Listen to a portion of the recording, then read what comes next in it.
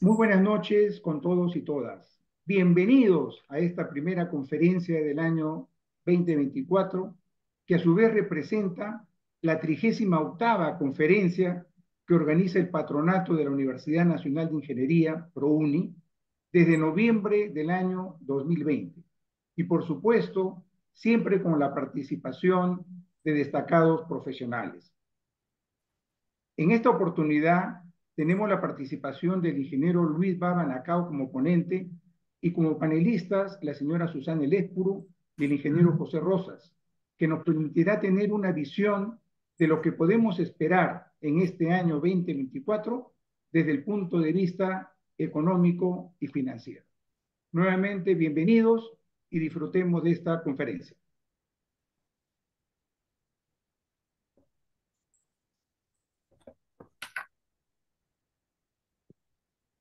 Bien, empezamos. No, Un momentito, hay un Ah, ya. video. Perfecto.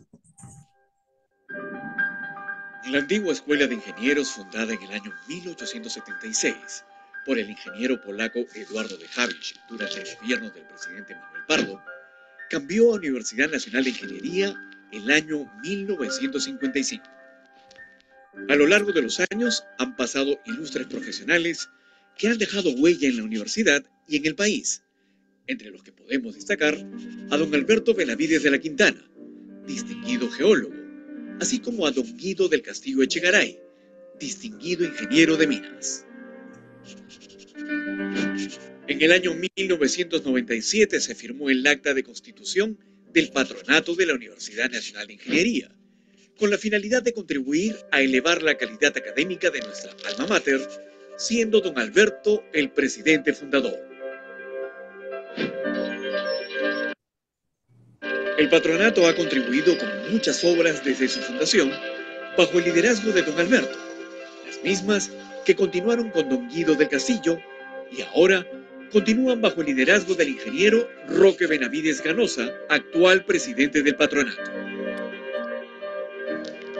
Entre las principales obras realizadas por el Patronato UNI se encuentran la construcción del moderno edificio del Instituto de Matemáticas y Ciencias Afines, IMCA, la remodelación de los museos de mineralogía y paleontología e inauguración de la nueva biblioteca en la Facultad de Ingeniería Geológica, Minera y Metalúrgica, la construcción del Coliseo Polideportivo y del gimnasio totalmente equipado, la entrega de becas Andrés del Castillo, BCP, Fundación Romero, Ferreiros, Manuel Pardo y Lavalle, Jesús Arias Dávila de Compañía Minera Poderosa, de Sauder, Perú, Alberto Benavides de la Quintana, Embajada de Francia, las cuales lograron beneficiar a cientos de estudiantes quienes pudieron desarrollar sus estudios académicos de posgrado y trabajos de investigación en importantes universidades del mundo. Brindamos apoyo económico a cientos de nuestros alumnos, como también la realización de tutorías para estudiantes en riesgo académico. Asimismo, premiamos con computadoras e impresoras a los 2 primeros puestos de cada facultad con el apoyo de Inversiones Benavides y realizamos conferencias magistrales mensuales con destacados expositores. Gracias a la donación realizada por importantes empresas, se aportó para la fabricación de 3 ventiladores mecánicos Fénix que se entregaron a eSalud para la lucha contra el COVID-19, entre otras grandes contribuciones. Actualmente, el Patronato UNI continúa apoyando a estudiantes y egresados, quienes gracias a su esfuerzo y dedicación contribuyen a poner en alto el prestigio de nuestra universidad, convirtiéndose así en una de las mejores del Perú. Nuestro principal objetivo es elevar el nivel académico en la formación de pre y posgrado de nuestros estudiantes para obtener un mejor desarrollo profesional y empresarial, sumando al progreso de nuestro país. Sé parte de este camino integrándote al Patronato UNI y así contribuiremos juntos al desarrollo de nuestra Universidad Nacional de Ingeniería. a continuación, tenemos la apertura a cargo del ingeniero Roque Benavides Ganosa, presidente de ProUni. Adelante, Roque. Muy buenas tardes con todos. Una sesión más de estas conferencias que brindamos mensualmente, la 38ª conferencia que organiza el Patronato de la Universidad Nacional de Ingeniería junto con la Universidad Nacional de Ingeniería. Es evidente que lo que buscamos es mantener al día, capacitados a quienes han salido de la UNI, a quienes son estudiantes de la UNI, y por qué no decir a todos los interesados de la sociedad peruana. En esta oportunidad tenemos el privilegio nuevamente de contar con el ingeniero Luis Baba Nacao, quien es un egresado de la Universidad Nacional de Ingeniería, ingeniero industrial por la Universidad Nacional de Ingeniería, y que ha tenido una brillante carrera en el mundo de las finanzas, en el mundo de los negocios, un hombre al que se le escucha muchísimo. Somos muchos los admiradores de Luis Baba Nacao y colabora con nosotros también en el Colegio de Ingenieros del Consejo Departamental de Lima, por lo tanto tengo especial aprecio por esa contribución. Y ha sido y ha actuado en una serie de directorios de distintas empresas y actualmente es el presidente del grupo La Positiva Seguros y Reaseguros. Estoy seguro que será una conferencia que nos pondrá al día de la situación económica, financiera y qué perspectivas tenemos a futuro. Tenemos dos panelistas de lujo, una dama como Susana Elespuru, compañera de universidad del que habla, quien también ha tenido una brillante carrera, principalmente en Procter Gamble, una empresa americana, pero curiosamente ella estudió ingeniería geológica, así que nos trae al recuerdo algunos de nuestros fundadores, porque tanto mi padre, don Alberto Benavides, como Guido del Castillo eran muy geólogos de alma, de corazón, y creo que es una actividad fundamental. Después se ha especializado, por supuesto, en responsabilidad social y en gerencia, y es actualmente directora de una serie de empresas que seguramente se benefician de su presencia. Y el ingeniero José Rosas, Pepe Rosas, que es también egresado de la Universidad Nacional de Ingeniería, ingeniero electrónico, MBA por ESAN, y ha sido gerente general de la Cámara de Comercio de Lima. Un panel también, por qué no decirlo, de lujo, y estoy seguro que Lucho Baba tendrá en ellos unos comentaristas que contribuirán al éxito de esta charla. Yo, como patronato de la Universidad Nacional de Ingeniería, quiero agradecerles muy especialmente a Lucho Baba, a Susana Elespuru y a Pepe Rosas por acompañarnos esta tarde. Muy buenas tardes con todos. Gracias, Roque. Muy bien.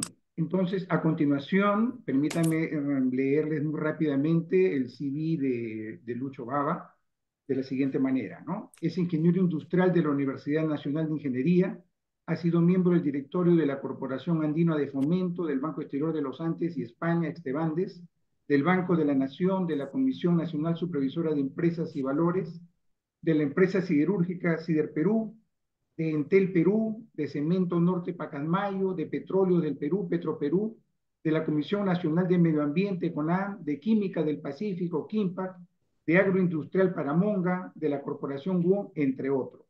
Como ya se mencionó, actualmente es presidente del directorio del Grupo La Positiva Seguros y Reaseguros y participa del directorio de empresas relacionadas a los sectores financieros, agroindustria, comercio y servicios tecnológicos. Adelante, Lucho. Micro, por favor. Su micro. Tu micrófono no se escucha. Bueno, Ahora sí. es un placer compartir con ustedes estos 60 minutos. Gracias al Patronato UNI por esta oportunidad y espero desarrollar una buena conferencia. Están escuchando a mi perro, por favor voy a cerrar la puerta de la oficina. Estos son los problemas del home office. Somos naturistas, así que no hay problema. Ok. Y bueno, y vamos a ocultar qué nos espera en el año 2024, ¿no? Y espero que esta presentación pueda ser distribuida entre los asistentes de tal manera de que pueda avanzar a una velocidad adecuada, ¿no? En la exposición. Esta es la agenda que vamos a seguir. Primero una mirada al mundo, a Latinoamérica, al Perú, ¿no? Vamos a pintar el marco en el cual se va a desarrollar la economía y las finanzas peruanas. Después vamos a revisar algunas variables, algunos temas importantes para Perú y el año 24. Y al final una lámina de reflexiones finales, ¿no? Espero ser eficiente en estos 60 minutos que vienen. Primero una mirada a la realidad mundial, ¿no? Después de la pandemia, el COVID, las cosas volvieron a la normalidad y tuvimos una sorpresa, ¿no? Rusia invadiendo Ucrania, ¿no? Y como ustedes saben, Rusia y Ucrania son grandes abastecedores de granos en el mundo, ¿no? Y entonces el abastecimiento de granos cayó en problemas y los precios de los alimentos subieron. Rusia es el abastecedor de petróleo y gas a Europa y entonces subió el precio de la energía y esto creó inflación en el mundo en general, ¿no? Los bancos centrales de todo el mundo entonces hicieron política monetaria y subieron tasas de interés y retiraron dineros de los mercados para bajar la inflación, ¿no? Y algo importante también que sucedió en estos últimos años fue el tema del medio ambiente, ¿no? Este es un tema que apareció en el año 90 y que estaba lejos del ser humano, ¿no? El año pasado hemos sentido lo que significa haber dañado el medio ambiente y lo vamos a ver con más detalle en el desarrollo de la conferencia. Y últimamente hemos tenido dos hechos también que no estaban en el mapa. Uno, Hamás atacando Israel y los hutúes atacando barcos mercantes en el mar Rojo, ¿no? Cosas que no estaban programadas tampoco y que ponen, digamos, en duda la estabilidad del mundo. Estos son los últimos pronósticos del Banco Mundial sobre qué va a pasar con las economías del año 24. A la izquierda, el mundo. El año pasado creció 2.6, este año 2.4, ¿no? O sea, un leve descenso. Las economías avanzadas a la derecha arriba, ¿no? De 1.5 el año pasado, estimado a 1.2 este año. Y los países en desarrollo, más o menos con el mismo crecimiento, 4, 3.9. Hay dos países que están creciendo de manera inusual, uno es la India y el otro es Indonesia, ¿no? Que en un mundo en el cual, digamos, las economías se están deteriorando, estos dos países están creciendo de una manera notable. ¿Cuáles son los riesgos globales? Riesgos de confrontación, ¿no? Hemos visto las tensiones en los dos últimos años entre Rusia y Ucrania, entre el bloque, digamos, europeo de la OTAN y Estados Unidos, y en el medio China, Taiwán y Japón, ¿no? Entonces hay tensiones importantes en el mundo que hay que administrar y últimamente estos grupos terroristas que están atacando, digamos, a Israel, ¿no? Principalmente, pero al atacar a Israel ponen en peligro, digamos, el abastecimiento en general en todo el mundo. Lo vamos a ver con más detalle más adelante, ¿no? Y por supuesto, las subidas de tasas de interés han generado economías diferentes en el mundo y desde hace unos años estamos viviendo en lo que se llama estaflación, ¿no? Que es básicamente vivir con inflaciones relativamente altas y con crecimientos muy bajos, ¿no? Y por último, daños ecológicos que ya estamos viendo con más detalle, más cerca al ser humano de la calle, ¿no? Y que vamos a analizar a continuación, ¿no? Cuando uno pregunta, bueno, ¿y cuáles son los riesgos globales para los próximos 2 años? Aquí está la lista preparada por el Fórum Económico Mundial, ¿no? Y como ustedes verán, hay de todo, ¿no? Desde problemas climáticos extremos, polarización social, inseguridad cibernética, conflictos armados, falta de oportunidades económicas, inflación, migración industrial, contracciones económicas, polución, ¿no? Estos son los temas que, digamos, en el corto plazo preocupan en general al mundo, ¿no? En el tema de medio ambiente, el calentamiento global es un hecho. Hay 6 gases que se llaman gases de efecto invernadero, ¿no? Que están propiciando el calentamiento del planeta, ¿no? Y estos gases de efecto invernadero entonces han creado una capa de smog en el espacio y las energías que ingresan del espacio hacia la Tierra y rebotan y salen otra vez al espacio, tienen un bloqueo natural que es la contaminación del aire, que no les permite una salida fácil y esa energía está calentando el planeta. Esta es la curva de cómo se ha estado calentando el planeta en las últimas décadas, ¿no? Y entonces el mundo ha reaccionado ante este fenómeno, ¿no? Y ha creado, digamos, el Acuerdo de París, el Protocolo de Kioto, y cada año se están reuniendo en el mundo para revisar, ¿no? Cómo van este avance del calentamiento global, ¿no? Hemos visto el año pasado, hemos tenido el año más caluroso registrado en la historia de la humanidad reciente, ¿no? Y los pronósticos para este año son año más caluroso que el año pasado, ¿no? Y hemos visto efectos en general en el mundo, ¿no? Los nevados se están derritiendo. En el Perú se estima que entre 40 y 50% del hielo de los nevados ya no existen, ¿no?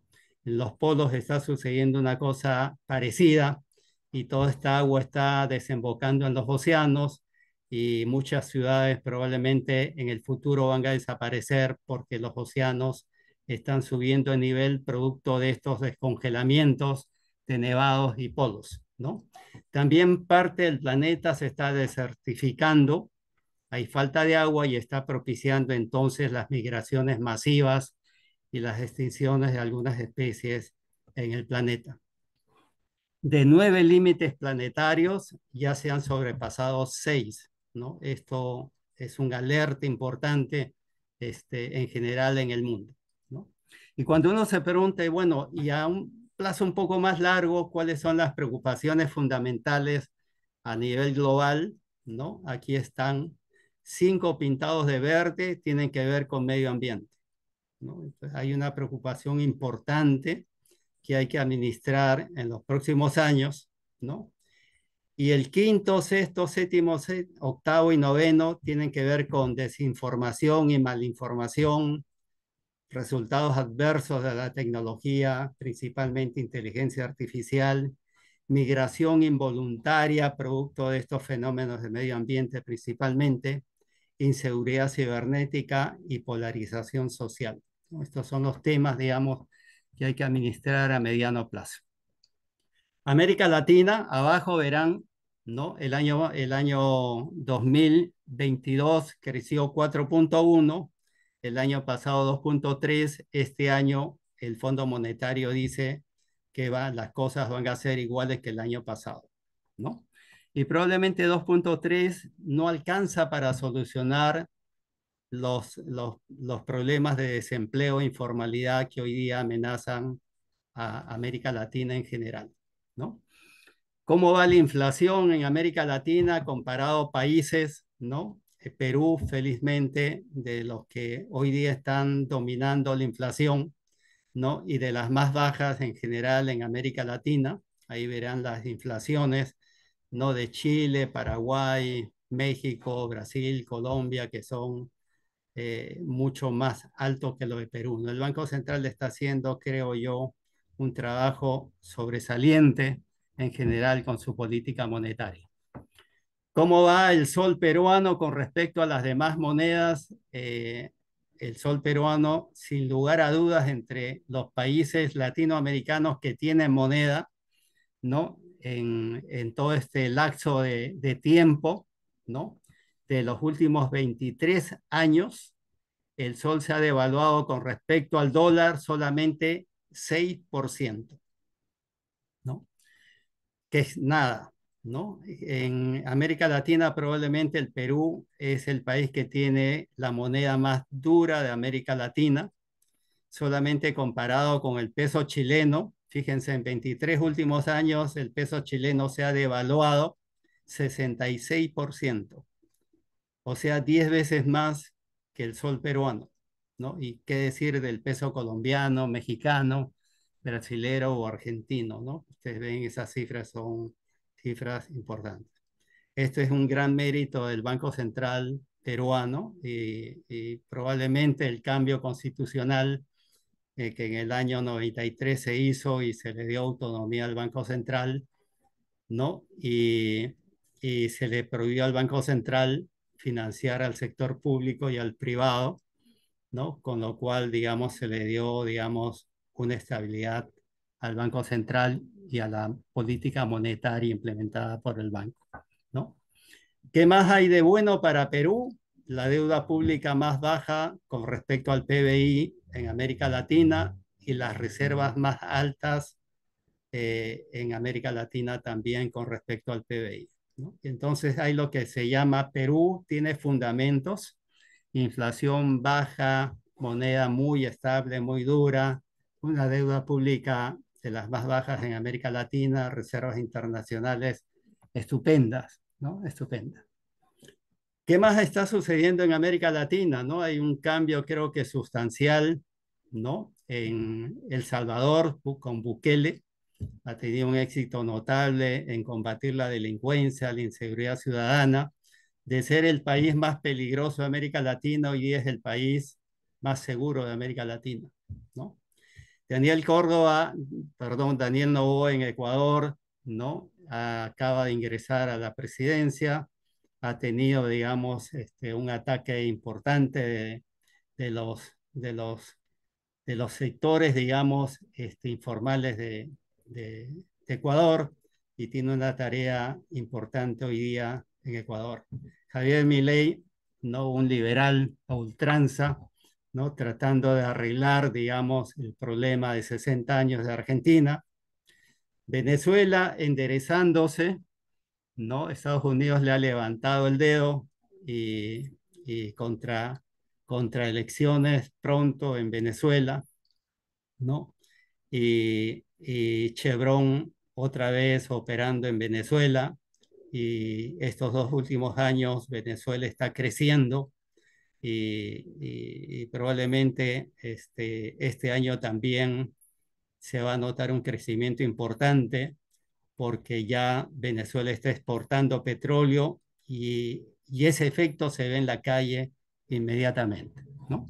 Yo he estado hace un mes en Caracas y he visto el tráfico de Caracas y caramba, me ha sorprendido de una manera importante.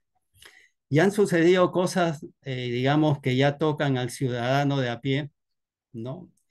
Falta de agua fresca en Uruguay, por ejemplo, o en Panamá, ¿no?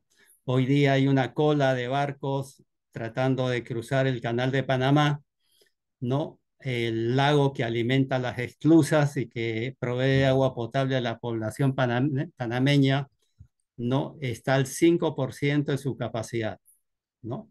Y entonces hoy día hay una subasta diaria y los barcos que pagan tarifa más el plus de la subasta pueden pasar por el canal de Panamá, ¿no? Y entonces hay un requerimiento especial y esto ha traído una consecuencia que los fletes en general en el mundo están subiendo de una manera apreciable, ¿no? Si ustedes juntan esto con el ataque de los hutíes a los barcos mercantes en el Mar Rojo, ¿no? Que están obligando un recorrido adicional de 6.000 kilómetros a los bancos para evadir ese cerco que han puesto los hutíes, hacen presagiar de que los fletes en general van a subir y se van a cuestionar, digamos, los sistemas de manufactura de justo a tiempo porque los abastecimientos ya no están llegando a tiempo a los mercados, ¿no? ¿Cómo está el escenario político en el Perú? ¿No? La presidenta como que se ha sentado en el cargo, ¿no? Y el Congreso no quiere vacar al presidente ni quiere citar a elecciones dentro de un año. Me parecería que el mensaje es nos quedamos todos, ¿no? Hay un conflicto importante por tomar el poder judicial, ¿no? Que todos estamos viviendo en tiempo real hoy día, ¿no? Y hay tres temas importantísimos en el Perú que son de mediano plazo: la informalidad, el desempleo y el deterioro de la seguridad, ¿no? Que son los temas principales hoy día que hay que administrar en el Perú, ¿no? Sin lugar a dudas, la pobreza se ha incrementado 7.3 puntos en los últimos años, ¿no? Hoy día probablemente es un poco más que eso, ¿no? Y lamentablemente nuestro presidente tiene un rating muy bajo de popularidad y un rating muy alto de rechazo, ¿no? Igual el Congreso y es muy difícil entonces tomar un liderazgo y crear confianza en el mercado, ¿no? Hoy día hay 24 partidos políticos inscritos que si hay elecciones estarían compitiendo, ¿no? Hay tres, ¿no? Que están pendientes ya pronto de ser aprobados y hay 8 que están haciendo cola, ¿no? Y entonces, si hay elecciones en los próximos años, probablemente vamos a tener más de lo mismo, ¿no? En temas electorales. El Perú, ¿no? El Perú parecería que la gente no está contenta con la manera como se gestiona políticamente el Perú. Y esta es una encuesta de la POP 2020 en la cual se le pregunta a los ciudadanos de los países: ¿usted está satisfecho con la democracia que se practica en su país? Y de cada 100 habitantes en el Perú, solamente 11 está satisfecho, ¿no? Y esto es parte de los resultados electorales y del descontento que estamos viviendo hoy día en el Perú, ¿no? ¿Cuáles son las preocupaciones de los próximos meses? La pobreza y la informalidad se está incrementando. La inflación es el segundo tema. El tercer tema tiene que ver con las altas tasas de interés, ¿no? Y la reducción de la liquidez en el mercado, política monetaria para bajar la inflación y la carencia de liderazgo para generar confianza, ¿no? Creo que hay un poco de todo en la situación en la que estamos. Con esta información vamos a trasladarnos a revisar algunas variables para ver qué va a pasar el año 24 en el Perú, ¿no? Y el primer tema tiene que ver con el tipo de cambio, ¿no? Y el tipo de cambio en el Perú depende mucho del precio de los minerales, ¿no? La variable que mejor correlaciona el crecimiento económico del Perú es el precio de los minerales, ¿no? Más o menos el 65% de las divisas que genera el país provienen de la minería, ¿no? Y hay una correlación muy, muy buena entre los precios de los minerales y la situación económica del país, ¿no? Y aquí estamos midiendo los precios prepandemia con el fin del año pasado, ¿no? O sea, hace 20 días. El oro está 36% por encima de la prepandemia, la plata 33%, el cobre 39%, casi 40%, el zinc 16%, el plomo 7% y el estaño 47%. O sea, el precio de los minerales no está mal, ¿no? Y el Perú debería estar mejor de lo que está probablemente, ¿no? Probablemente con esos precios.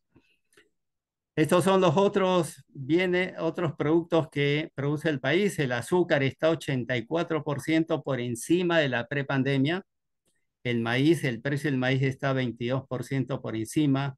La harina de pescado está 47% por encima de la prepandemia. El café 27%.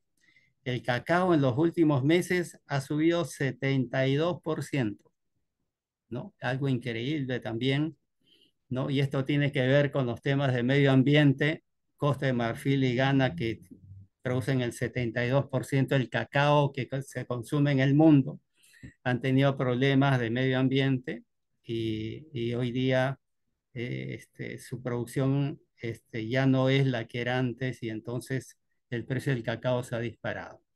Y el arroz ha subido 53%, o sea, no todos los peruanos están mal.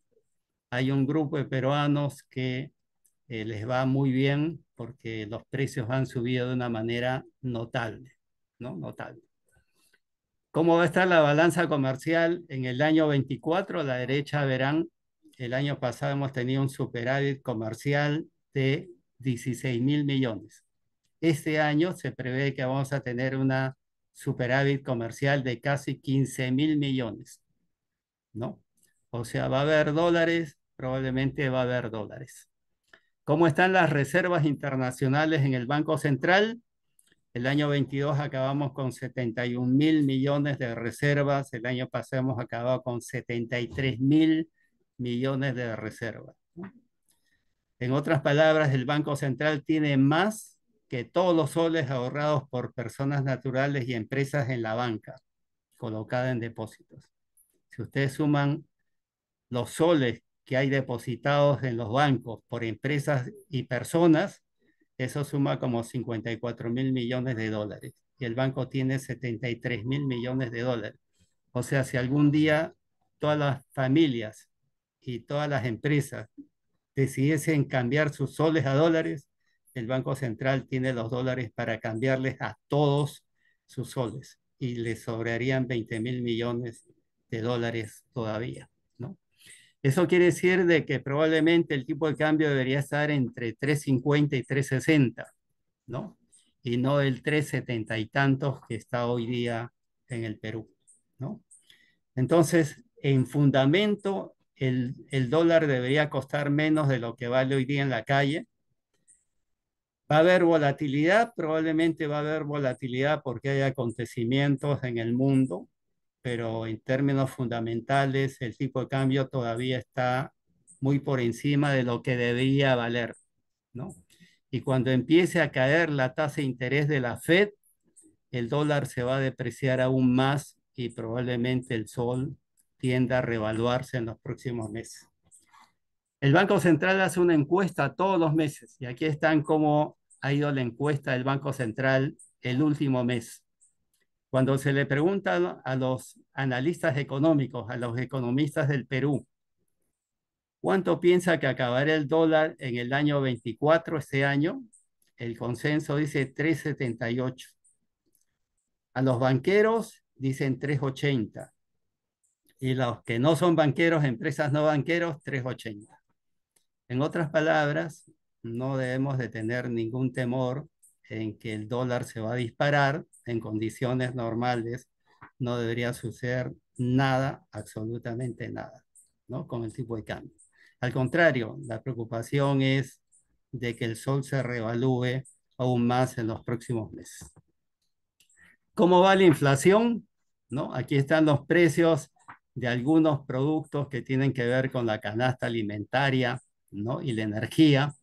El precio del trigo, desde su pico de mayo del año 23, ¿no? A hoy día ha bajado de 357 a 270. Es una bajada importantísima. Ahí hay como 87 dólares de 357. Es una bajada importantísima. Con el trigo se hace el pan y las harinas, los fideos, ¿no? El maíz que comen los pollos, de 236, hoy día está en 172, también una bajada de 64 dólares, importantísimo, ¿no? El aceite de soya está más o menos en el mismo nivel y el petróleo en el mismo nivel, ¿no? Pero ya el precio de los alimentos importantes para Perú están bajando de una manera notable, ¿no?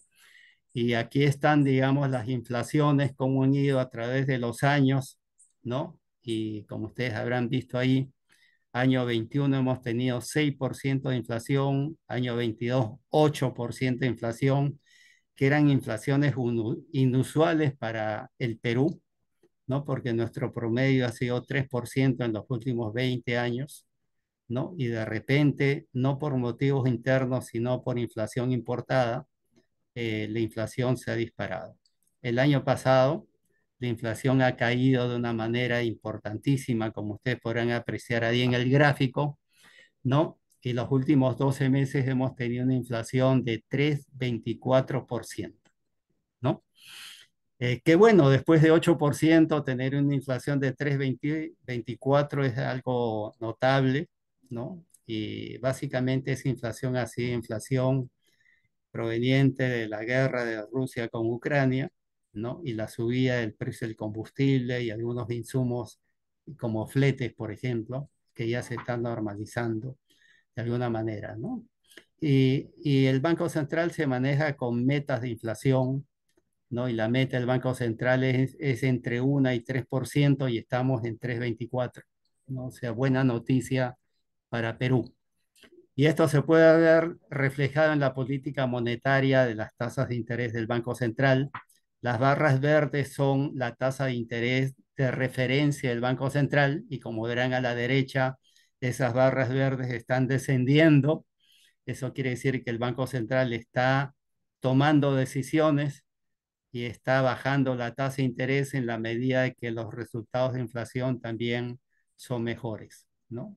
Y si las cosas si la inflación sigue bajando, probablemente las tasas de interés también tiendan a bajar a medida de que los resultados sean en ese sentido, ¿no?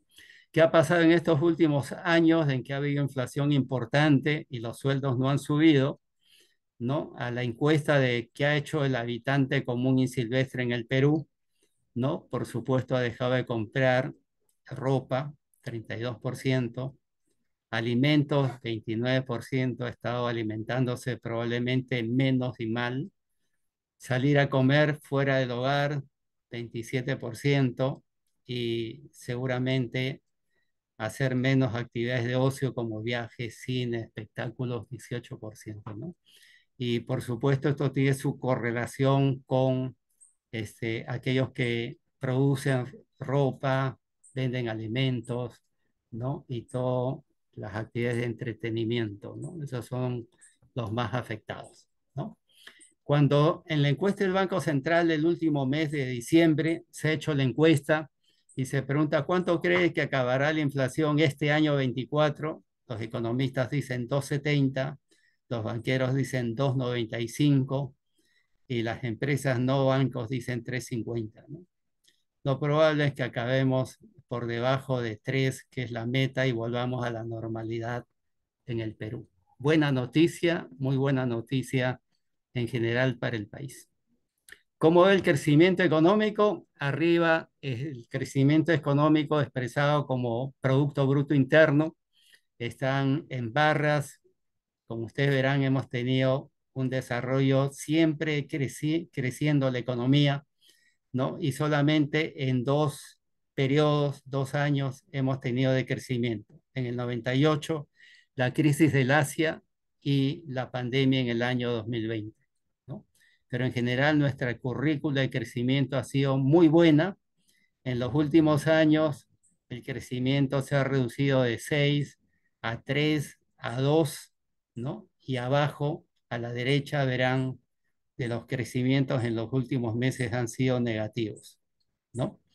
Y por primera vez después de mucho tiempo, ¿no? Hemos tenido un año con recesión y con una expectativa de terminar el año con un crecimiento de menos 0,5%, ¿no?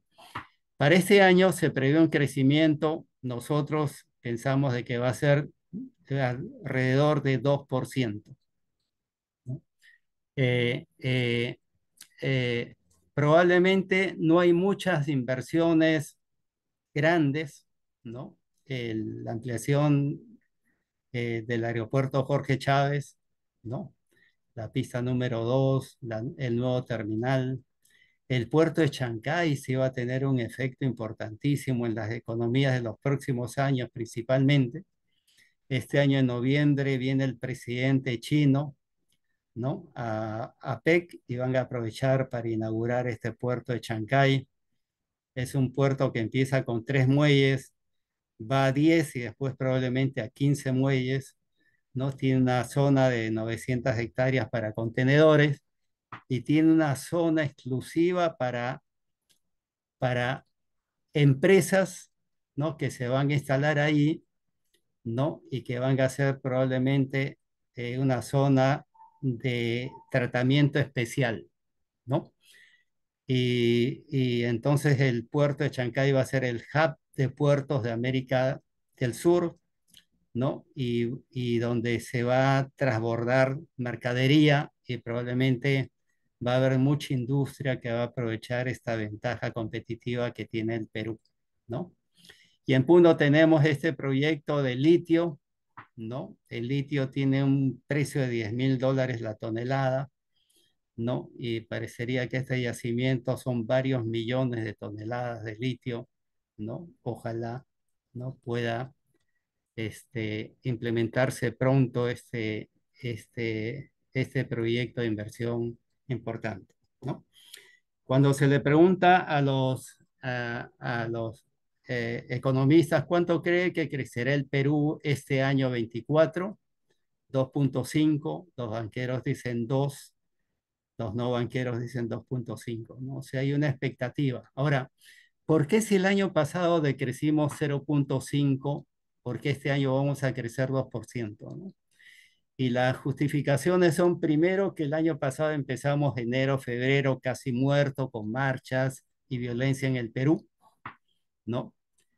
Y, y porque cayeron, digamos, los sectores agropecuarios, ¿no? Con los efectos climáticos que todos hemos visto. Nos cayó la pesca, cayó la manufactura, cayó la construcción el año pasado.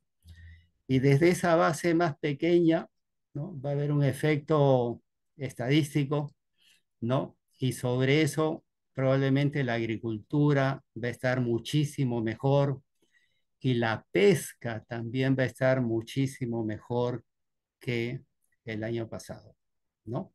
Y por supuesto el turismo reactivándose, ¿no? Y para esto no se requiere más infraestructura en inversión, la infraestructura hotelera ya está, la infraestructura pesquera está, la infraestructura agropecuaria está, y entonces lo que va a suceder es que eso se va a traducir en un crecimiento económico como el mostrado.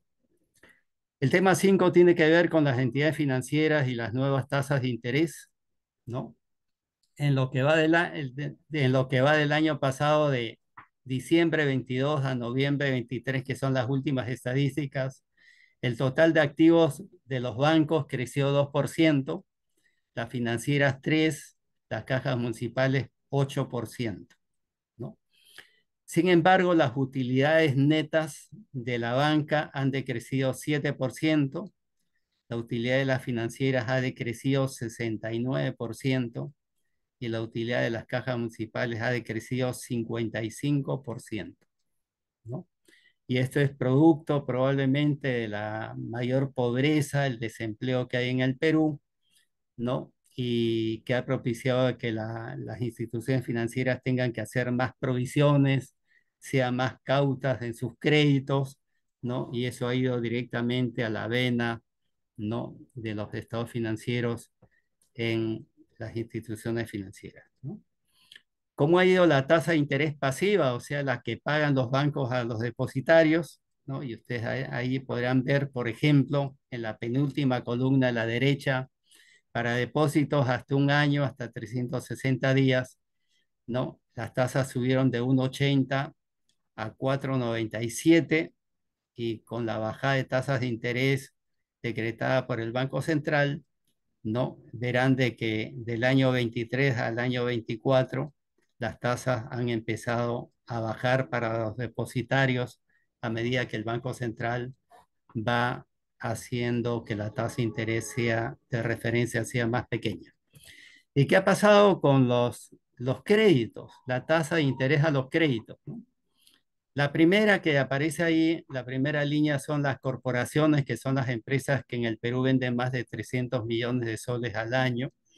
En el año 20 tenían una tasa en soles de 2,51 al año ¿no? Y como ustedes verán, subió en el año 22 hasta 8,87, ¿no? Hoy día, a enero del 2024, esta tasa ha bajado de 8,87 a 8,02, ¿no? Y entonces hay un evidente traslado de tasas, digamos, después de haber subido 6 puntos, ¿no? Y el Banco Central bajando la tasa de interés, los bancos en general también están bajando sus tasas de interés, como verán en este cuadro, para tasas activas. Había un fenómeno importante de mencionar en el sistema financiero, que es la creatividad y la innovación, ¿no? Y aquí un ejemplo peruano de creatividad e innovación en el sistema financiero peruano, que es Yape. Yape es una empresa del grupo de BCP, ¿no? Que inició actividades en el año 2016, ¿no? Y a través de la innovación, la creatividad, ha logrado, digamos, tener 12 millones de yaperos en el Perú. Esto es un fenómeno, pues, ¿no? Mi pronóstico es que en algún momento Yape va a valer más que el Banco de Crédito, ¿no? Pues el hijo va a valer más que el papá, ¿no? En el Perú somos 35 millones de habitantes probablemente, y la mitad son menores de edad, ¿no? Y de esa mitad, ¿no? 12 millones de yaperos es una cantidad muy grande, ¿no? Lo anecdótico de esto, de esos 12 millones, 2 millones son MIPYMES, o sea, pequeñas empresas, ¿no? Y hoy día podemos visualizar que los ambulantes dicen yapéame, ¿no? Y eh, este, los que piden limón en las calles también uno dice no tengo sencillo, y dice pero tengo yape, ¿no? Y es algo increíble lo que está sucediendo con este producto. Y con la base de datos que ya tiene Yape, ¿no? Con el manejo de esta billetera electrónica hay una base de datos importante. Ya el Yape está dando créditos hasta 10.000 soles. Y esto quiere decir de que en el futuro probablemente Yape sea un buen competidor de la banca de consumo en general, ¿no? Y con ese volumen de clientes que tiene, probablemente sea un competidor excepcional en el mercado financiero peruano. Y para este año, ¿no? Ya ha anunciado de que va a recibir dinero del extranjero, o sea, remesas, ¿no? Y entonces ya pues se está volviendo en un fenómeno, digamos, del mercado financiero peruano, ¿no? ¿Cómo está el Perú en términos de riesgo soberano? Sigue manteniendo el triple B, ¿no? Que es grado de inversión, calificación grado de inversión, que es muy bueno para el Perú.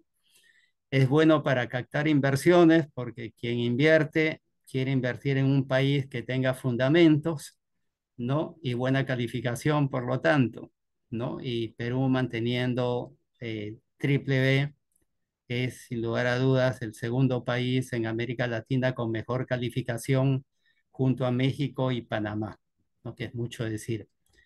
Hay un peligro, sí, de que el ministro de Economía no maneje bien el déficit fiscal, ¿no? Y como ustedes saben, hay una regla de no transgredir el 2,4 del PBI como déficit fiscal, y el año pasado hemos acabado en 2,8.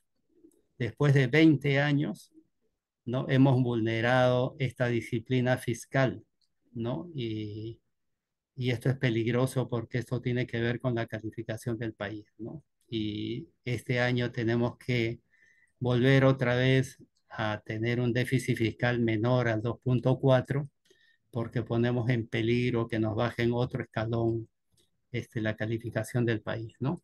Y esto tiene que ver con el costo del crédito de las empresas también, porque cuando un banco peruano sale a buscar crédito a otro banco en el exterior, el costo tiene que ver con el prime y con este spread de riesgo que es el riesgo soberano, ¿no?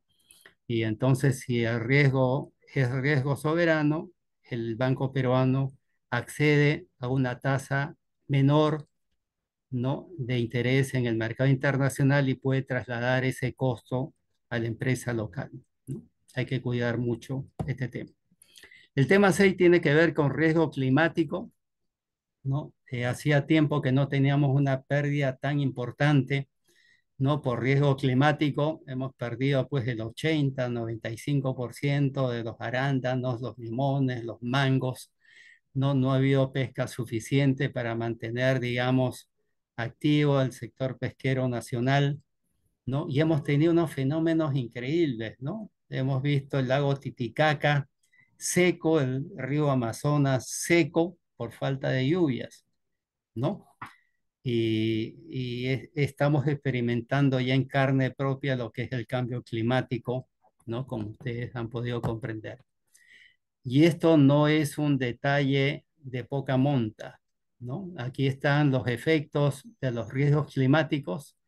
2,6 millones de peruanos están expuestos a la sequía, 5,5 millones de peruanos están expuestos a precipitaciones pluviales, 5,6 millones de peruanos están expuestos a heladas de friajes y 14 millones de peruanos son vulnerables a la inseguridad alimentaria, ¿no? Esto es un tema, por lo tanto, importantísimo que hay que administrar, ¿no?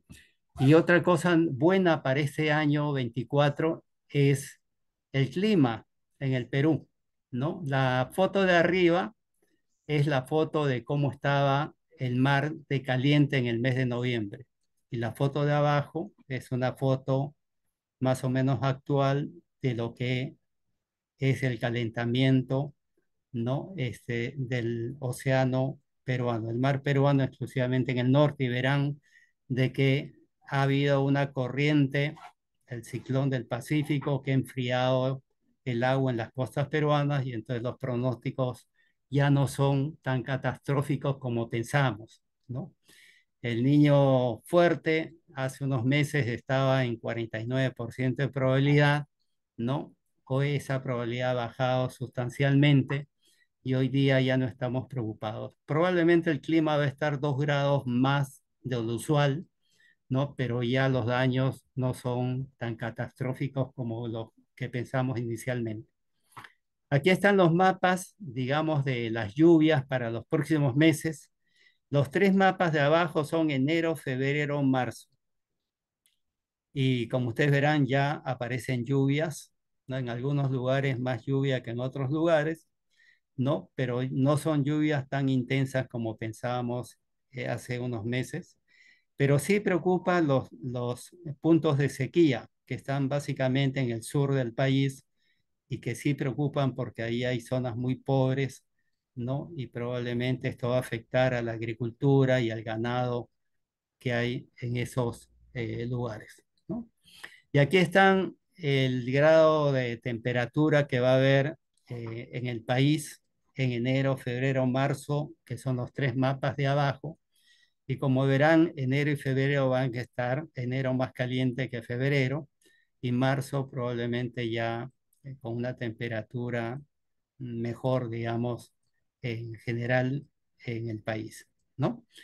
Buenas noticias con respecto a esto. Reflexiones finales en cosas de climas. Hay 3 manifestaciones importantes.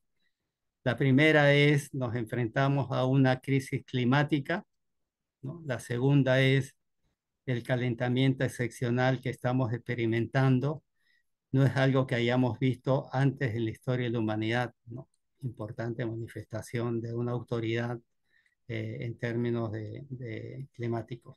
Y por último, dado que el niño suele tener el mayor impacto en las temperaturas globales después de alcanzar su punto máximo, 2024 podría ser aún más caluroso, ¿no? En otras palabras, los pronósticos son de que en general el año 24 va a ser más caluroso que el año 23, ¿no? Y tenemos que prepararnos para un mundo diferente probablemente en los próximos años, ¿no? Y esa es la preocupación, ¿no? Y aquí están, así como vimos, los mayores riesgos globales de 2 y 10 años. Aquí están los riesgos globales, los 5 mayores riesgos globales para el Perú, ¿no? La primera, contracciones económicas, La segunda, problemas climáticos extremos. 3, fragilidad estatal. 4, erosión de la cohesión social. Y 5, actividades económicas ilícitas, como ha sucedido al comienzo del año, ¿no? Hemos experimentado lo que significan tener en el Perú narcotráfico, minería informal, trata de blancas, tala de árboles, ¿no? Y hemos visto reflejado ese mismo efecto en Ecuador, ¿no? Cuando estas actividades crecen en demasía, tienen poder económico, financiero y político, ¿no? Y cuando eso se infiltra a las entidades de gobierno, son un peligro para la estabilidad de los países, ¿no? Y entonces tenemos que ver con seriedad estos temas que son temas sistémicos. Y para finalizar, entonces, quería finalizar con una frase de Albert Einstein, ¿no? Que dice: en los tiempos de crisis, solo la imaginación es más importante que el conocimiento, ¿no? Y creo que el desarrollo de la tecnología que está cambiando al mundo de una manera violenta, ¿no? Está convirtiendo ya no el elemento información y conocimiento como el más importante, sino la creatividad y la imaginación y la innovación, ¿no? Hoy día son, digamos, los elementos claves para el éxito de las empresas y de los países, ¿no? Y entonces tenemos que valorar la innovación y la creatividad, ¿no? Como, como, como insumos importantes para tener éxito en los próximos años, ¿no? Y bueno, y muchas gracias por la invitación. Gracias a ti, Lucho. Muchísimas gracias. Una excelente presentación. Así que vamos a seguir nosotros. Por si acaso, para todos se les va a hacer llegar la presentación, así como el video grabado. Se le va a enviar al correo con el cual ustedes se han registrado. Bueno, siguiendo entonces con este programa, permítanme presentar a la señora Susana Elespuru, directora de empresas. Ella es Bachelor of Art de Dartmouth College en Geología y Literatura Francesa. Es máster en Responsabilidad Social Corporativa y Liderazgo Sostenible por la OBS Universidad de Barcelona. También tiene estudios de posgrado en el PAD de la Universidad de Piura y en Kellogg, en USA, así como del gobierno corporativo en Yale, en el programa del Institute of Directors de Reino Unido con EY y la Universidad del Pacífico. Fue vicepresidenta corporativa y CEO de Procter & Gamble para Perú, Ecuador y Bolivia. Expresidenta de IPAE y de CADE 2001. Ha sido directora independiente en diversos sectores, desde consumo masivo hasta hidrocarburos. Miembro activo de Women Corporate Director y defensora del desarrollo sostenible. Susana, adelante. Gracias, César. Bueno, primero felicitar, la verdad que tengo 4 páginas de apuntes de la presentación de Lucho Baba, magnífica, magnífico, y todo lo que veo leyendo en los chats dicen lo mismo, ¿no? La gente está muy eh, eh, reconociendo mucho esta profundidad, la gran cantidad de información y muy profunda, y sobre todos los temas que son tan relevantes para nosotros, ¿no? Y por lo tanto yo decía, Dios mío, ¿por dónde voy a empezar mis comentarios después de tantas? Y creo que vale la pena, pues en mi caso, enfocarme en esos principales riesgos que estaban hacia el final, en las reflexiones finales de parte de Lucho, relacionadas con nuestro país, bueno, y cómo esto, cómo nuestro país también opera en el entorno internacional, ¿no es cierto? Eh, bueno, hay pues un tema central que quizás no estaba, bueno, sí estaba captado en los 5 elementos de riesgo que mencionó Lucho, que los voy a mencionar en este momento, ¿no? Por un lado, él decía contracción económica, ¿no? Venimos de un 0,5% de caída del PBI en el 2023, cosa que no experimentábamos en décadas atrás, salvo la instancia del niño, del COVID, y pues antes en el 98, ¿no?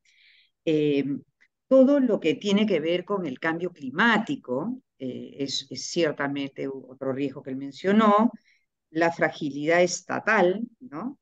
La erosión de la cohesión social y todo lo que es estas actividades económicas que son de origen ilícito, ¿no? Entonces, quizás quiero hacer unos comentarios sobre estas reflexiones que son los grandes temas pues, que nos abruman y de qué manera, me voy a poner mi sombrero empresarial, ¿no? Si me permiten, y de qué manera desde el sector productivo, ¿no? Desde las empresas, qué hacer, cómo gestionar nuestras empresas, ¿no? En primer lugar, voy a quizás ir en orden de estos temas, ¿no? La contracción económica.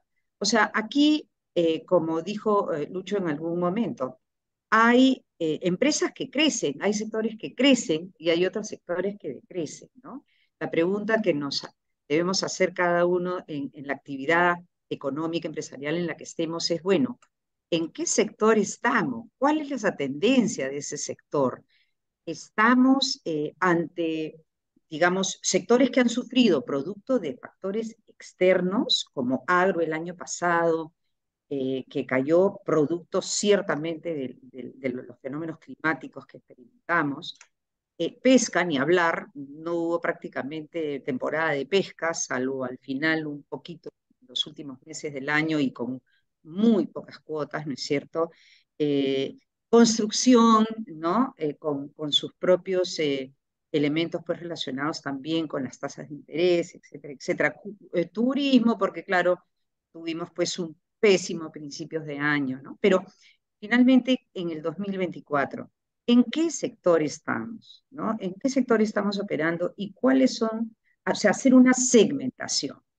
Y en esa segmentación entrar al doble clic también, ¿no? Y decir, ok, si estoy en el sector construcción, por ejemplo, que en mi doble clic, ¿a cuál es mi estrategia? Al final, ¿de qué manera lo que ya anticipo en cuanto a los riesgos a enfrentar en el 2024, de qué manera afino, cambio, reevalúo o consolido mi estrategia de negocio para pues minimizar esos riesgos, ¿no? Si estoy apuntando a un mercado objetivo que está pues en franco de crecimiento, de qué manera replanteo mi estrategia para minimizar esa contracción, ¿no?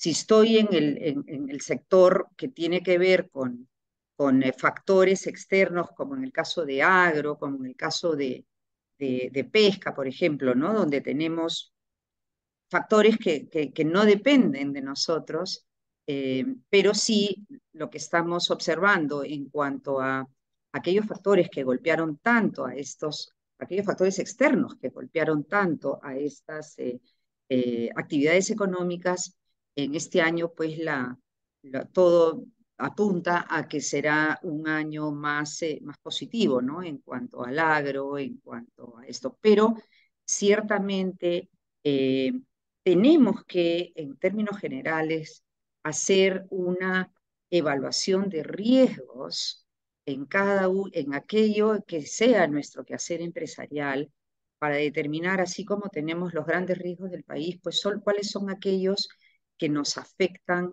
particularmente en aquel sector en el que operamos y en aquel subsegmento en el que operamos, yendo a una segmentación más fina y cuestionar nuestra estrategia, ¿no? Contrario a lo que ha pasado con aquellas actividades económicas que sufrieron un deterioro. Tenemos pues en el mundo de las digitales y la tecnología y todo lo relacionado con ese tipo de actividades económicas que no paran de crecer, ¿no? Ciertamente hay un componente del aspecto tecnológico que creo que es transversal a cualquier actividad empresarial en la que estemos llevando a cabo nuestros negocios, ¿no? Tenemos el soporte tecnológico adecuado, nos permite generar una ventaja competitiva, o es que estamos ante una situación que no incorporar determinada tecnología nos va a restar competitividad, a ponernos en una situación de desventaja, o desde el punto de vista de, digamos, productividad, ¿cierto? Todo lo que es nuestros costos, gastos, etcétera, la tecnología tiene una manera de generar eficiencias muy importantes y tenemos claro, digamos, cuáles, por lo tanto, son esas herramientas tecnológicas que hoy día son vitales para generar eficiencia y que debe ser un ejercicio permanente, no un ejercicio de que si el año va a tener solamente un 2% de crecimiento, ¿no? Sino el mundo nos lleva hacia asegurarnos que tenemos un plan de incorporación tecnológica de acuerdo al negocio en el que estemos que nos permita generar eficiencias, porque la eficiencia siempre va a ser necesaria, ¿no? Eh, y por lo tanto, y ciertamente, pues, ¿dónde están los bolsillos de oportunidades de crecimiento? Nuevamente, como decía Lucho, o sea, creatividad e innovación es una herramienta clave dentro de nuestras empresas para buscar esas oportunidades de crecimiento. No podemos solamente operar en escenarios defensivos, sino dónde está nuestra capacidad de generar oportunidades. En toda crisis hay una oportunidad, eso es un hecho verídico constatado 1000 veces, y en este país también. Entonces, estamos en nuestras empresas fomentando la creatividad, la innovación, estamos creando el clima adecuado, estamos destinando recursos para estas actividades, creando una cultura de donde errar no te van a cortar la cabeza, sino es un proceso de aprendizaje y tenemos que aprender tanto de los éxitos como de los errores. eh, digamos, hay ahí un tema que es importante que tengamos presente en nuestras empresas y qué nos dice nuestra gente, ¿no? Tenemos encuestas de climas o encuestas de satisfacción que nos hablen de cómo nuestra gente percibe que efectivamente hay oportunidades de desplegar creatividad e innovación para apuntar a identificar oportunidades de crecimiento, o es que el clima es opresivo, no permite, porque hay mucho temor al riesgo, al fracaso, o simplemente no se destinan recursos para la innovación y por lo tanto hay una incapacidad de destinar, ¿no?, algunas partes de la organización a buscar estas oportunidades. Creo que es algo que también es transversal a nuestras organizaciones, pero que apunta a, digamos, contrarrestar esta contracción económica o esta, ¿no? Bueno, el 2% de crecimiento proyectado es mejor de que el 0,5 negativo, pero igual pues tenemos que apuntar a estar generar mucho más crecimiento. Y sí, viendo nuestra estrategia de negocios y analizando nuestros procesos, analizando nuestro consumidor final, nuestro cliente, siempre van a haber oportunidades de identificar dónde están las ventanas de crecimiento y de qué manera estamos afrontándolas, ¿no? Eh, Eso con respecto al tema de contracción económica me parece clave. En lo que respecta al cambio climático, bueno, yo vengo dedicándole, la verdad, estos últimos años de mi carrera profesional a todo el tema de sostenibilidad. O sea, estoy absolutamente convencida que tenemos que llevar a nuestras empresas en el camino del triple impacto, ¿no? El impacto económico, el impacto social y el impacto medioambiental. He sido presidente hasta hace un mes de L+1, ¿no? Una organización dedicada a impulsar el desarrollo sostenible, y tenemos muchos ejemplos de empresas que, a partir de haber incorporado en sus estrategias el tema de la sostenibilidad, han generado crecimiento en los tres ejes de la sostenibilidad, ¿cierto? Eh, Tenemos empresas en el sector textil, por ejemplo, que han trabajado mucho cambios en su matriz energética, generando ahorros importantes, ¿no? viendo en la parte de todo lo que es insumos y materiales, aquellos que terminen siendo más productivos, cambiando procesos. Si antes el teñido requería de 100 litros de agua, ahora el nuevo proceso requiere de 1 litro de agua, ¿no?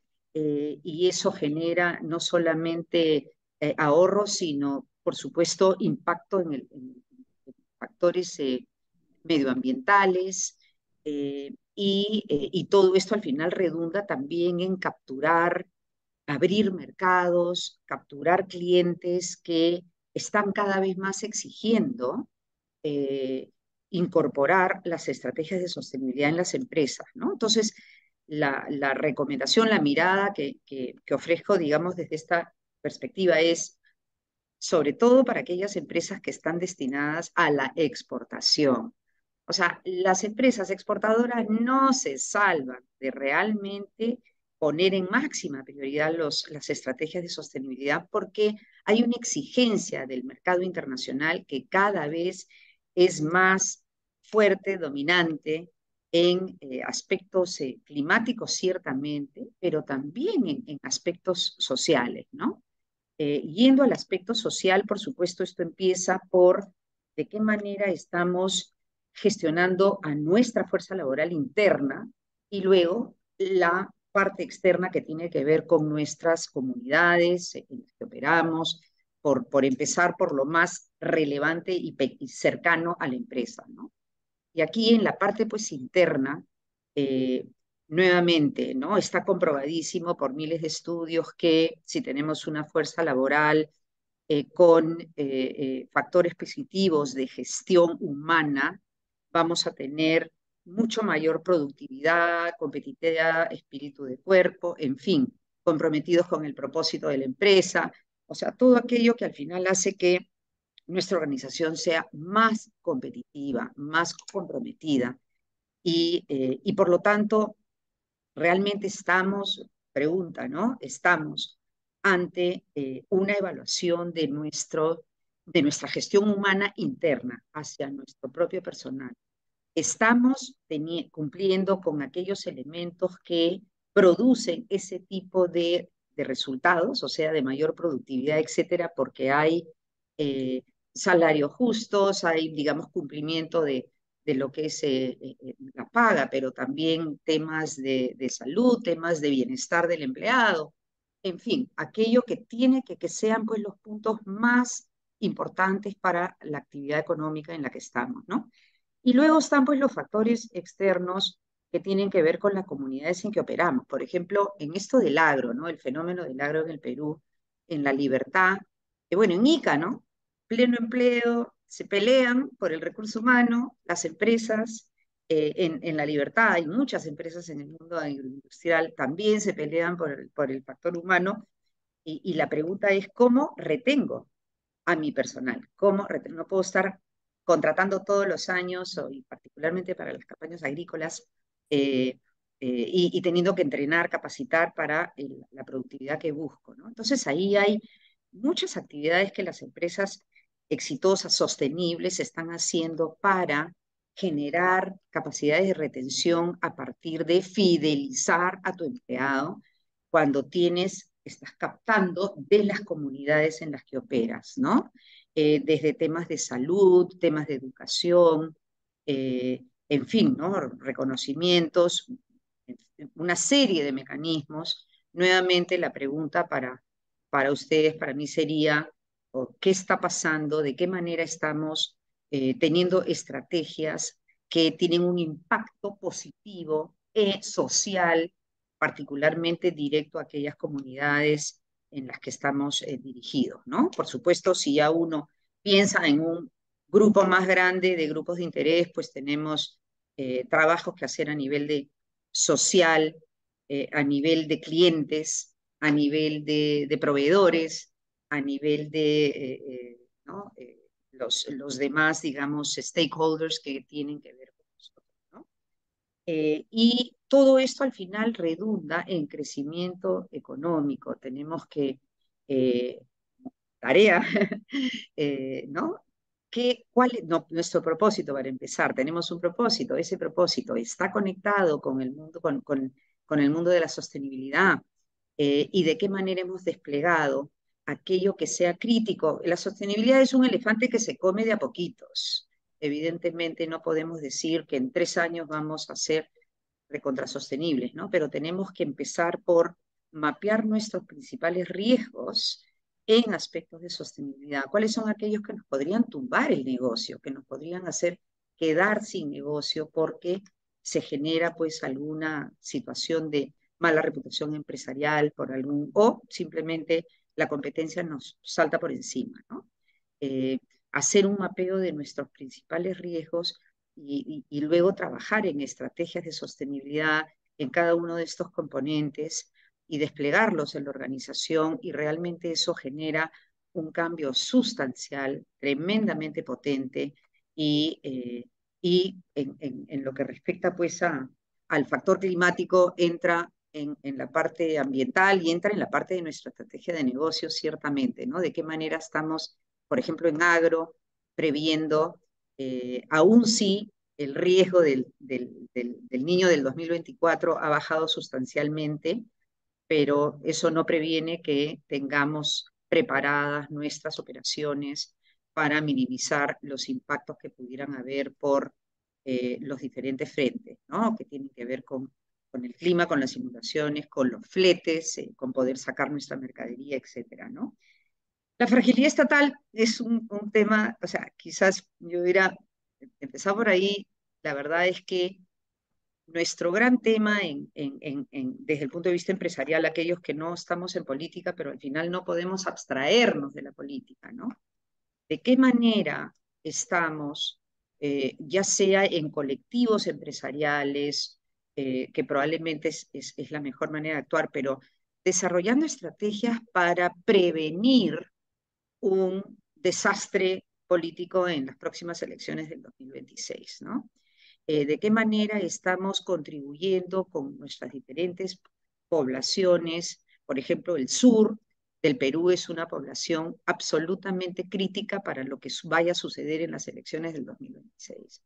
Y no podemos soslayar la importancia que tiene aquellas empresas, actividades que tienen que ver con el sur del Perú, pues poner en su agenda empresarial ¿qué voy a hacer más de simplemente gestionar mi empresa, que tenga un impacto positivo y que contribuya a contrarrestar las narrativas nefastas que están teniendo lugar en todo el Perú, pero particularmente en el sur del Perú, ¿no? Yo estoy en uno o dos colectivos donde realmente estamos buscando desarrollar un plan y que podamos, pues, ahí sí actuar de forma colectiva, ¿no? Ahí la agenda, digamos, a nivel gremial o a nivel de colectivos empresariales, más que pensando a nivel individual, necesitamos eh, no solamente mirarnos el ombligo de nuestra empresa, necesitamos mirar el ecosistema en el que operamos. Ya hemos visto qué pasó en Chile a partir de los últimos años, y bueno, qué impacto ha tenido esto de que no saliera aprobada la constitución que realmente iba a sepultar ese país que había sido el líder en Latinoamérica por mucho tiempo. Entonces, ¿no? Nosotros, en el mundo en el que nos desarrollamos, en el ámbito en el que hacer que estemos llevando a cabo, de qué manera estemos poniendo nuestro grano de arena para contribuir a eh, eh, educar, capacitar, contrarrestar las narrativas negativas, hacer huellas positivas en los diferentes ambientes de comunidades y ambientes sociales que nos movemos, para que todo esto permita que tengamos una nación mucho más capacitada para elegir bien a sus gobernantes, ¿no? En todo sentido. Y bueno, mientras tanto, pues evidentemente, como Lucho nos pintó, ¿no? Hay un poder ejecutivo ciertamente no tan nefasto como el gobierno anterior de nuestro presidente en la cárcel, pero con muchas oportunidades de tomar el toro por las astas y desarrollar las estrategias. Aquí también hay un trabajo gremial que creo que podemos poner en nuestra agenda, ¿no? De qué manera como gremios vamos a procurar influir en aquellas políticas que realmente podrían hacer una gran diferencia en la conducción del país. No es una tarea fácil, ciertamente, pero tenemos eso mientras esperamos las elecciones, pero uno no puede ponerse a trabajar en impactar en el mundo electoral 4 meses antes de las próximas elecciones. Realmente tenemos un par de años de trabajo y eso es una tarea, creo, bien importante, ¿no? Susana, un minuto, por favor. Y eso pues creo que puede ayudar en este tema de la cohesión social, que es una gran tara en nuestro país, pero si tenemos una actitud proactiva hacia este tema, realmente creo que podemos impactar mucho y hay la suma de los esfuerzos, evidentemente, ¿no? Y bueno, quería, sí, terminar ahí. Hay, eh, hay todo el tema de actividades de economías ilícitas, pero creo que lo voy a dejar ahí para poder, pues, y disculpen si me he pasado de tiempo. Gracias, César. Pero muchas Gracias, gracias. Susana, Espero que muy estos comentarios amable. les... Muy amable, muy interesante los comentarios. Vamos a seguir entonces con la conferencia. Vamos a darle pase al ingeniero José Rosas Bernedo. Él es consultor de empresas, como ya se mencionó, ha sido gerente general de la Cámara de Comercio de Lima, es ingeniero electrónico de la UNI, nuestra alma mater, también tiene un MBA en ESAN, es graduado del programa de especialización de directores y de la alta dirección del PAD de la Universidad de Piura, tiene mucha experiencia laboral en servicios, industria y comercio y en dirección en general, gobernanza, planificación y desarrollo de negocios. Fue presidente de la Asociación de Egresados de SAN, AGESAN, y 3 veces miembro del patronato y de la Asamblea Universitaria de SAN. Premio al MBA del año SAN 2023, ha sido gerente general de la Cámara de Comercio de Lima y también es miembro del patronato de la Universidad de Ingeniería. Adelante, Pepe. Muchas gracias, César. Primero, felicitar a Lucho Baba por su brillante exposición y sobre todo muy completa. Igual a Susana por todos sus comentarios, que me ha dejado un poquito ahí en offside para mis comentarios, pero trataré de hacerlo mejor. Hay algo que quería comentar y es las famosas cuerdas separadas, ¿no? Muchos años en el Perú hemos hablado de que la política y la economía iban por cuerdas separadas y como que por más cambios políticos que habían, la economía seguía en piloto automático y íbamos bien. Pero esto considero que ha cambiado, ¿no? Que ha cambiado sustancialmente en los últimos 2 años y definitivamente el tema político ya está influyendo en el desarrollo económico del país, ¿no? Vemos que gran parte de la caída de la inversión privada, sobre todo, es motivada por la desconfianza, ¿no? Hay una desconfianza latente en los empresarios y que se hace evidente al no crear más inversiones, ¿no? Entonces, ¿cómo levantar esta desconfianza, ¿no? Se habla de 3 temas que los he tratado de priorizar. Uno es el destrave de las inversiones, ¿no? Todo el tema de las barreras burocráticas, de las licencias, que se está haciendo algo, pero que eso va a ser algo muy importante. El tema de la corrupción sigue siendo un factor que hace que los empresarios mismos tengan sus temores a participar de actividades con el gobierno, ¿no? Y el otro tema que se pide mucho es la flexibilización laboral, ¿no? Que cada vez es mucho más estricta, más rígida, se ponen muchas más trabas para incluso el objetivo que se percibe que es la formalización, pero finalmente tanta traba y tantas normas que siguen saliendo día a día y si no hubiera los proyectos de ley que se presentan en el Congreso, realmente son para correr, ¿no? Entonces, si eso no se mejora, realmente las posibilidades de recuperar la confianza van a ser difíciles. Las noticias que escuchamos y que me he permitido tomar nota, por ejemplo, de los últimos 2 días que he leído noticias económicas, también nos dan noticias contradictorias, ¿no? Por un lado, se habla de que la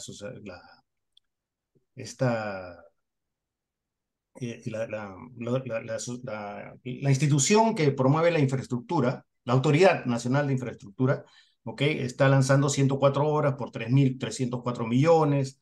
Por otro lado, se habla de que se va a invertir 400 millones en el lote 95, en el tema petrolero. Pero por otro lado se habla que hay 2.300 proyectos parados por 26.000 millones de soles. Estas son noticias de ayer y de hoy día. Entonces tú dices, ¿qué está pasando? O sea, ¿damos un paso adelante o damos más pasos hacia atrás? Entonces, toda esta noticia contradictoria hace que los profesionales, los empresarios, ¿no? Los ejecutivos se cuestionen y digan, oye, ¿por dónde voy? ¿Qué hago? ¿Sigo para adelante? ¿Invierto más? ¿Me preparo más? ¿Qué hago? ¿No? Entonces, yo con la experiencia que he tenido en la Cámara por 22 años en la gerencia general de la Cámara, yo he visto que, por ejemplo, las pymes o las medianas empresas, siempre que se asocian o llegan a la Cámara a buscar apoyo más en lo referente a servicios, ¿no? Ellos dicen, bueno, yo vengo a buscar más competitividad, quiero mejorar mi competitividad, quiero vender más, quiero tener más contactos, ¿cómo hago para tener más contactos? Entonces, esa es su gran preocupación, ¿ok?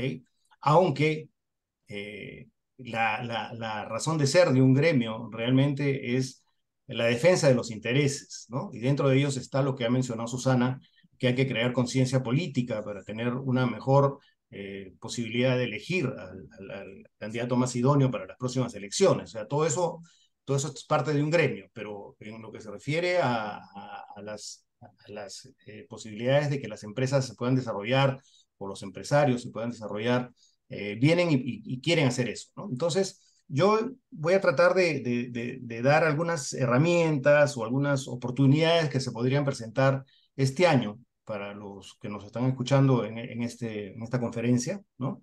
Y un tema que he visto que se está mejorando es el tema de la tercerización. ¿Okay? Hace 2 años más o menos salió una norma en la cual prácticamente ponían una barrera completa al tema de la tercerización, con términos que casi nadie los entendía, como era el tema del núcleo de la empresa, ¿no? Que si tú hacías actividades tercerizadas sobre actividades que son del núcleo de la empresa, no podían ser, pero realmente nadie entendía cómo definir el núcleo de la empresa. Entonces ahora han salido normas o disposiciones de Indecopi, donde han puesto un pare justamente a estas normas anti-tercerización. Entonces yo creo que la tercerización podría ser nuevamente una oportunidad para los que emprenden, para los que emprenden negocios, para los que quieren dar servicios, y por ahí se puede presentar una oportunidad este año. Luego, algo que nunca debemos de mirar es las compras del Estado, ¿okay? Sobre todo para las pymes.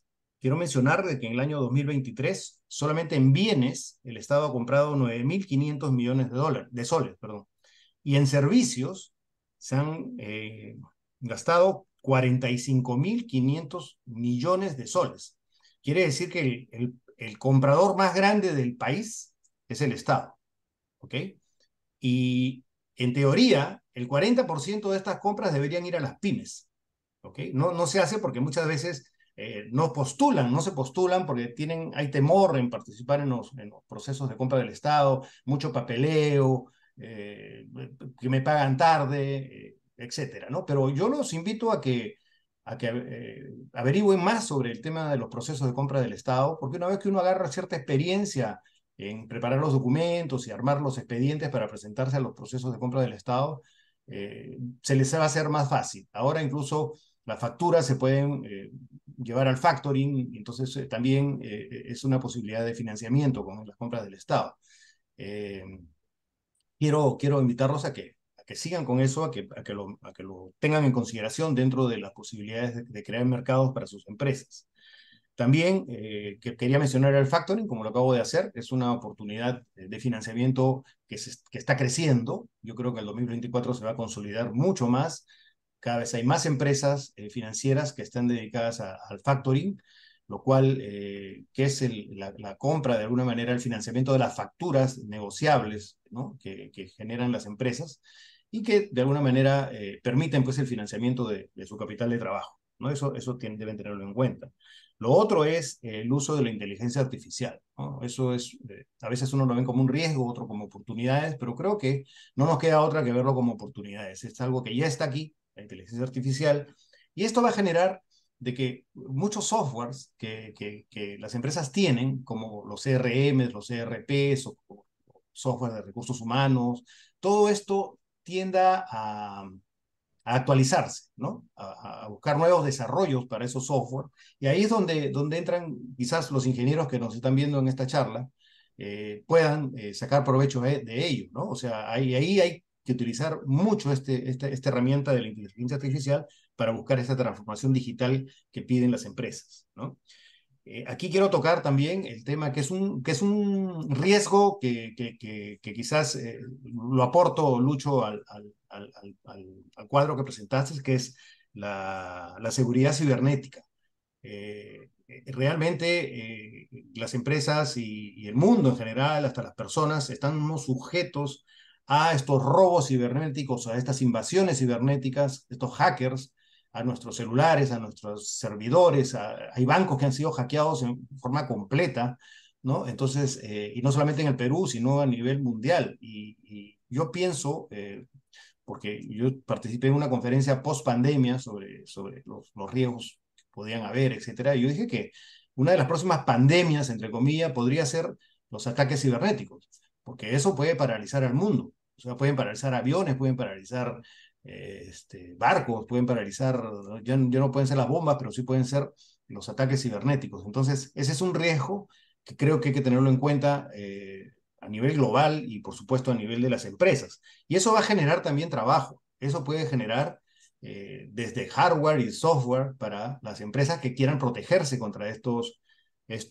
ataques, ¿no? Eso hay que tenerlo bastante en cuenta.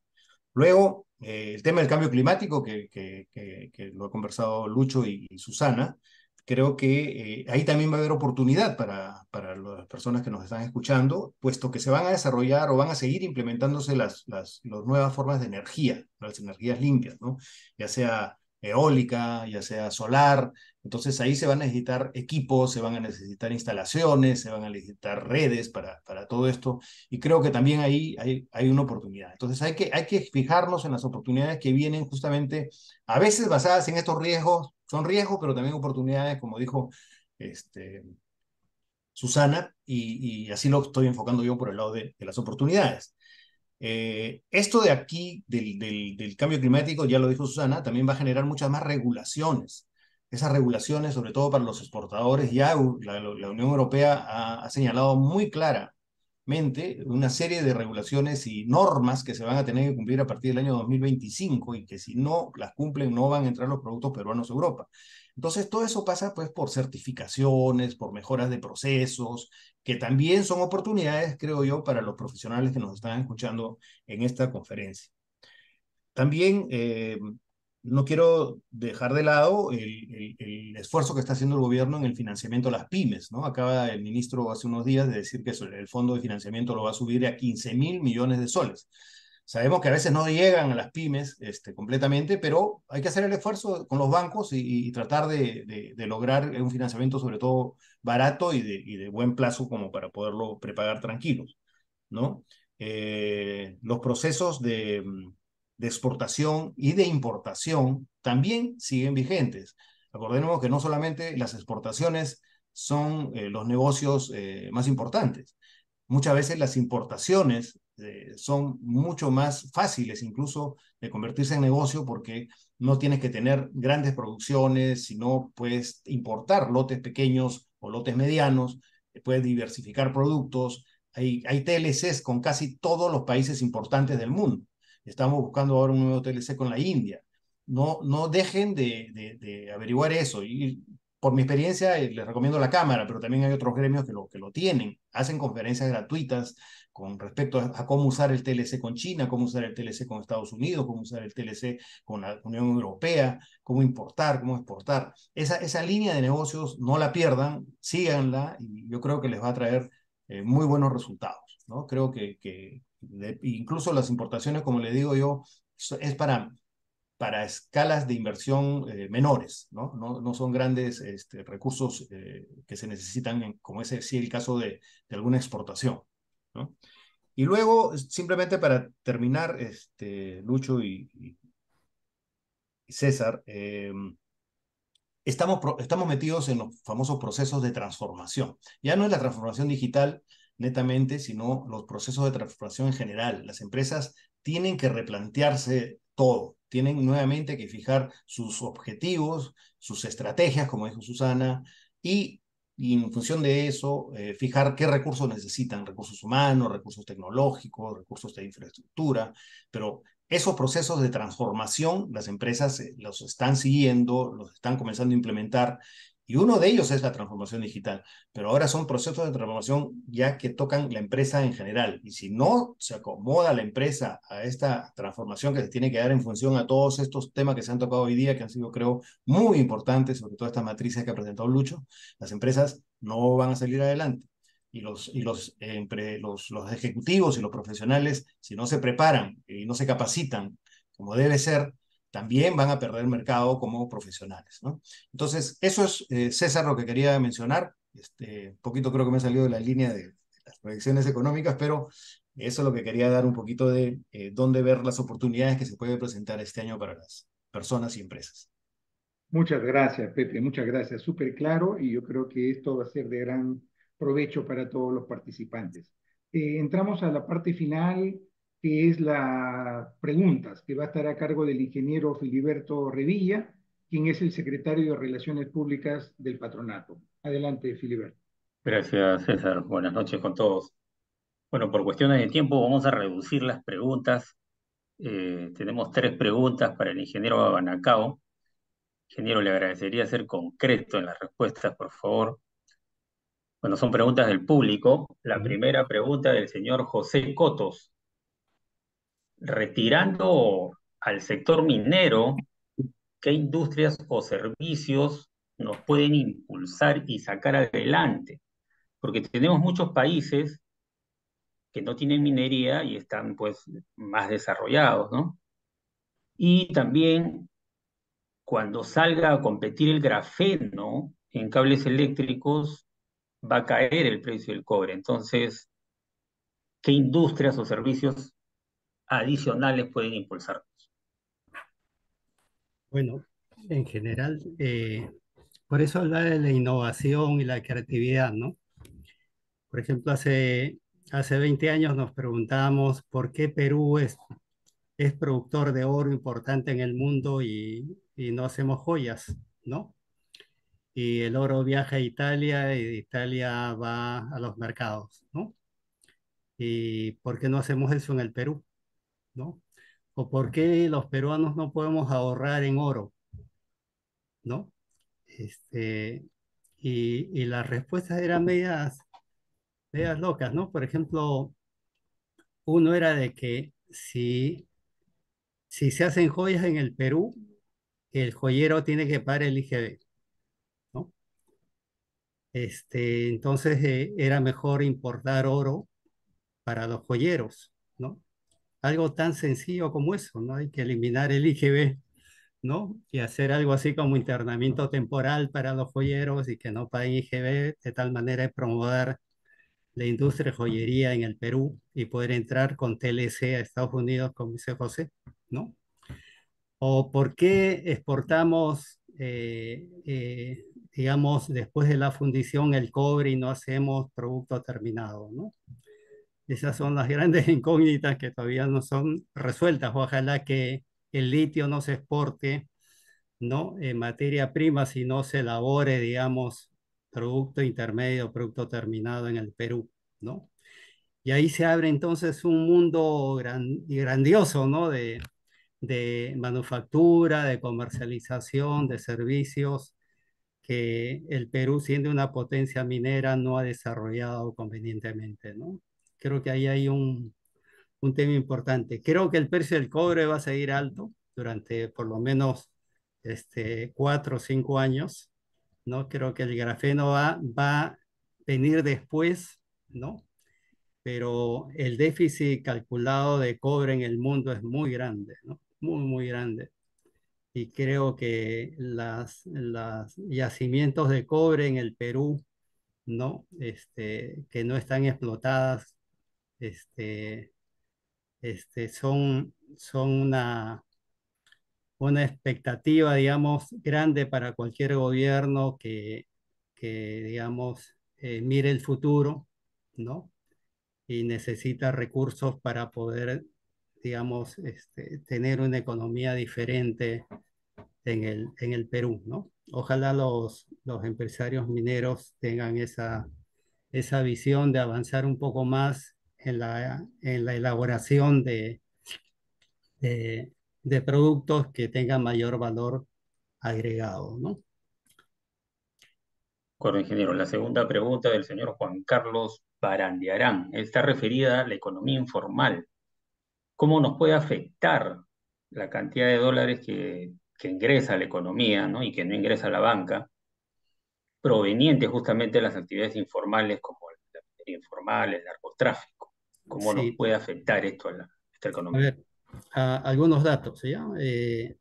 En los últimos años, con la ascensión de Castillo a la presidencia, ¿no? Y después todos los líos que han habido cuando ingresó Tina, se calcula que han fugado el país 30.000 millones de dólares, ¿no? 20.000 millones de personas naturales, inversionistas, y 10.000 millones de empresas que han adelantado utilidades, han rebajado capital, ese tipo de cosas. 30.000 millones. Sin embargo, no ha sucedido nada con el tipo de cambio, ¿no? Y este es el gran trabajo que hizo el Banco Central, acumulando reservas a través del tiempo, justamente para poder afrontar épocas difíciles como las que hemos vivido. Y entonces los peruanos no hemos sentido esta fuga de capitales porque el Banco Central estaba con unas reservas increíbles, ¿no? Ahora, ¿qué pasaría en el Perú si los 1.500 millones de narcotráfico se legalizan y los 3.000 millones de oro informal se legalizan y se quedan en el país? ¿No? Probablemente el tipo de cambio bajaría, ¿no? De una manera importante, ¿no? Y por supuesto la recaudación y la SUNAT no tendría los problemas que tiene hoy día, ¿no? Eh, y, y creo que cada vez en el Perú es más importante la informalidad, no está creciendo, no está decreciendo, sino está volviéndose un problema más grave. Y la gravedad aquí es lo que decía Susana, ¿no? Se están penetrando esta informalidad a los negocios, ¿no? Y negocios con dinero informal están compitiendo con negocios formales y lo que interesa en el negocio informal es lavar, no les interesa el margen, ¿no? Y entonces atacan a las empresas formales y las hacen quebrar, ¿no? Con el consiguiente deterioro, digamos, de esa precaria formalidad que hoy día se calcula en 25% en el Perú, ¿no? Y entonces es muy importante combatir esa informalidad, para lo cual hay que dar incentivos para convencer a toda esa gente que se vuelva a la formalidad, ¿no? ¿Cómo se logra eso? ¿No? Es la gran tarea que todos tenemos que pensar y para eso hay que ser innovativo y creativo, ¿no? Y hay un proyecto, por ejemplo, de bajar el IGB, ¿no? Y de tal manera de que los usuarios cuando consumen pidan factura, ¿no? Y una parte de la factura vaya al fondo de pensiones de la gente. Entonces la gente formal sí pediría factura y obligaría al informal a que se formalice, ¿no? Y dirigiría la compra hacia entidades formales porque sabe que una parte del IGB del consumo va a su fondo de pensiones, ¿no? Y entonces hay que pensar en ideas así creativas que permitan más formalidad en el país. Por ingeniero, la última pregunta un poco para el contexto, las expectativas empresariales en este momento están en un terreno pesimista, ¿no? Según la información que ha dado el BCR, el empresariado peruano, pues la empresa privada que mueve al país está pesimista. Pero sin embargo, empresarios de otros países, como Bolivia, pues que está complicado ahí con Arce, con Evo Morales, Ecuador, ya sabemos los problemas que tiene, Colombia también con Petro. Entonces están viniendo empresarios, principalmente pues de estos países y de otros, a invertir acá en el Perú. Dicen, oye, mi país está peor, Perú está mejor Todo es obviamente relativo. con lo que usted dice, los fundamentos económicos sólidos que tiene el Perú. Pero entonces, ¿qué recomendación usted le daría al empresariado peruano para que cambie esto? Porque obviamente si no invierten, la economía pues no va a crecer, no va a haber trabajo. Entonces, Y esa es la fíjate, pregunta, ingeniero. sí, yo he revisado por qué los países tienen éxito, ¿no? Y al final la conclusión es de que los países que tienen futuro son los que tienen los mejores niveles de educación, ¿no? Revisa Singapur, Corea del Sur, Finlandia, Nueva Zelanda, ¿no? Son países cuya calidad de educación son las mejores del mundo, ¿no? Entonces, aparentemente, la fórmula es madres gestantes, niños hasta los 5 años, nutrición. O sea, ahí es donde se forma la masa material del ser humano y la potencialidad del ser humano, ¿no? El segundo tema es tener la mejor educación posible, ¿no? Tercero, tiene que haber un norte, o sea, alguien, un líder tiene que decir, vamos a esto, queremos que el Perú sea esto de aquí a 20 años, ¿no? Y debe compartir esa idea de futuro, esa meta, ese objetivo con la población, ¿no? Y no tenemos ese líder todavía, ¿no? Hay que hacer un trabajo de planeamiento, ¿no? O prospección, ¿no? Pero hay que hacer ese trabajo, ¿no? Y tercero y cuarto, hay que convertir la sociedad peruana en una sociedad de confianza, ¿no? ¿Qué significa una sociedad de confianza? Una sociedad donde la gente practique buenos valores, ¿no? Cuando uno revisa el mundo y ve los países que tienen futuro, son los países donde la gente se comporta bien. Yo acabo de estar en Singapur, es un país que funciona, ¿no? No ven un bache en la calle, en ninguna parte de Singapur hay un bache, ¿no? La gente es ordenada, el país es un país tecnológico, ¿no?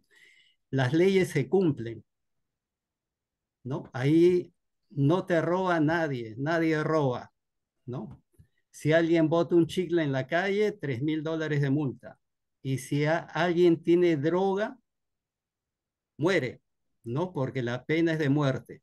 Aunque sea americano y el gobierno americano pida perdón a ese ciudadano americano, Singapur no ejecuta la sanción, ¿no?